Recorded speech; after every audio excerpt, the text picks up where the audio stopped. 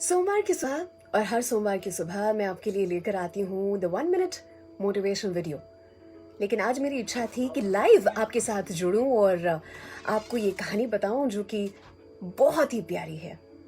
So I am waiting till the time that you come in and join me in for this wonderful story. सोमवार की सुबह #Monday motivation. और सच बताऊं तो आपसे ज़्यादा मोटिवेशन मुझे मिलेगा इस कहानी को बताते हुए। I think it's a beautiful video story जो कि वायरल होने को है।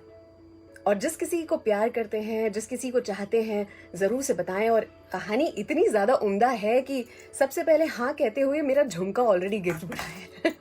सो कह सकते हैं कि मेरी स्टोरी ऑलरेडी कायनात ने स्वीकार कर ली है, राइट?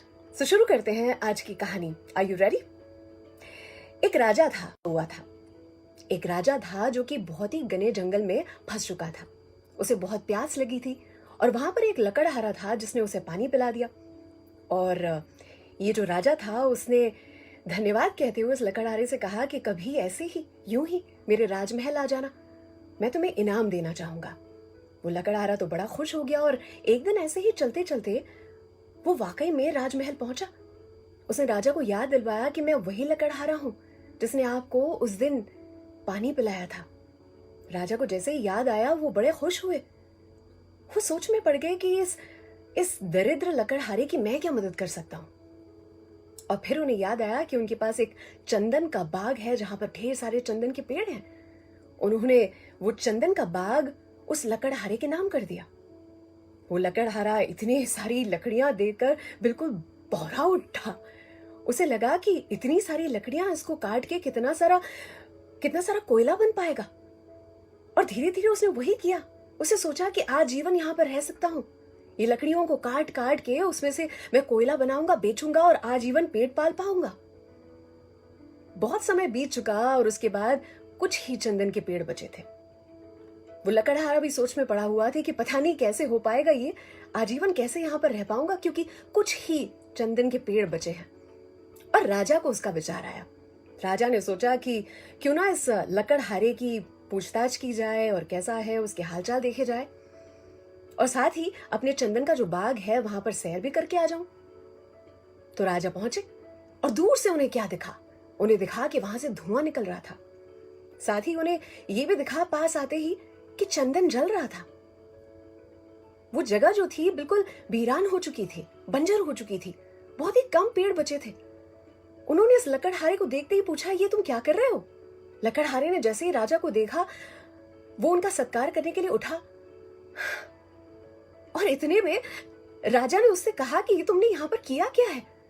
लकड़हारे ने धन्यवाद कहते हुए कहा कि राजा जी, आपने ये जो किया है ना, उसी की बदौलत मैं अब तक जिंदा रह पाया हूं।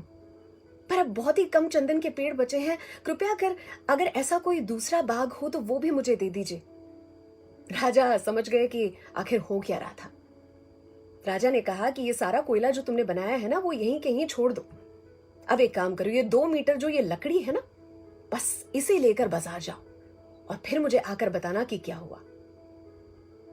अब लकड़हारा भी कंफ्यूज हो चुका था। उसने सोचा कि मैं इतनी मेहनत से कोयले बना रहा हूं और राजा जी कह रहे हैं कि लकड़ी लेकर जाओ। पर आखिर राजा की ओर से फरमान था तो उसे पालना पड़ा। जैसे ही वो बाजार पहुंचा तो क्या हुआ होगा? चंदन की लकड़ी को देखते ही सारे के सारे खरीदार वहां पर पहुंच गए और उसे चंदन की लकड़ी के लिए 300 रुपए मिले। उस समय काल में 300 रुपए बहुत ज्यादा थे। उसे लगा कि ये तो कोयले से कहीं गुना अधिक, वो भी सिर्फ 2 मीटर लकड़ी के लिए। जब वो वापस आया तो उसकी आंखों में आंसू थे। रोते हुए उसने राजा से कहा, ये मैंने क्या कर दिया? इस कहानी को मैं यही रोकूंगी। अर्थात ये चंदन का बाग जो है वो हमारा शरीर है और हमारी सांसें जो हैं वो चंदन के पेड़ हैं। जब कुछ ही चंदन के पेड़ बचे होते हैं ना, उस समय पे हमें रियलाइज होता है कि हम अब तक क्या कर रहे थे। चंदन के पेड़ों में से कोयला बना रहे थे, उन्हें क्रोध, द्वेष, ईर्ष्या और लालच की अग्नि में जला रहे थे। अनमोल चंदन के पेड़ जब कुछ ही बचे होते हैं तब उस समय पर रियलाइज होता है कि हमने क्या कर दिया। और चंदन के पेड़ों में से और चंदन के पेड़, नए पेड़ बन सकते हैं, प्रेम, विश्वास, सहायता के। मेरी कहानी का शीर्षक जो है कि जिंदगी के हाथ नहीं होते, जिंदगी के हाथ नहीं होते, लेकिन फिर भी वो जो करारा चमाट लगाती है ना, थप्पड़ लगाती है, आजीवन याद रहे ऐसा। और जरूरी नहीं है कि थप्पड़ खाने के बाद ही हम सब कुछ सीखें, हो सकता है कि थप्पड़ किसी और को पड़े और सीख हमें मिले। अगर आपको मेरी ये कहानी पसंद आई है तो जरूर से, जिनके लिए केयर करते हैं उन्हें जरूर से शेयर करें। कहीं ना कहीं कहने की बड़ी इच्छा हो रही है कि इस कहानी से हम ये भी सीख सकते हैं कि मास्क पहने। मैंने माइक को पहना रखा है। सलाम, दुआ, वणकम, प्रणाम, सत श्री अकाल। केम छो, सारू छे? अहमदाबाद ज नहीं, विश्व आखू ही मारू छे। How are you? Fine? Not only Ahmedabad, the entire world is mine. Translation for you.